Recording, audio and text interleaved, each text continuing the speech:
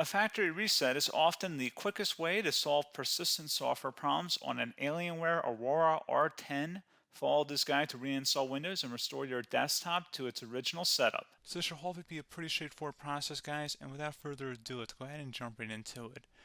It's supposed to not delete your personal files. I strongly suggest that you create a backup of any important files or documents before you proceed, because even though it might say that it's going to save your personal files, there's no guarantees that it will, so just keep that in mind, and we're going to go ahead and jump right into it. So we're going to go ahead and start by right-clicking on the Windows Start menu, and we're going to select the settings. You want to select System, and then on the right side, scroll down until you get to Recovery. Reset Advanced Startup Previous Version of Windows. Go ahead and open that up. So we're going to start by going underneath Recovery Options, reset this PC, choose to keep or remove your personal files, then reinstall Windows. Go ahead and select Reset PC. Underneath Choose an option, Keep My Files removes apps and settings but keeps your personal files. Now, like I said, there's no guarantee, but you still want to create a backup, but we are going to select that for today's tutorial here. And it's going to ask how would you like to reinstall Windows. I usually do a local reinstall, so that's what I'm going to select. And current settings is going to reinstall Windows from this device, and then we're going to select next again. This shouldn't take too long here, guys.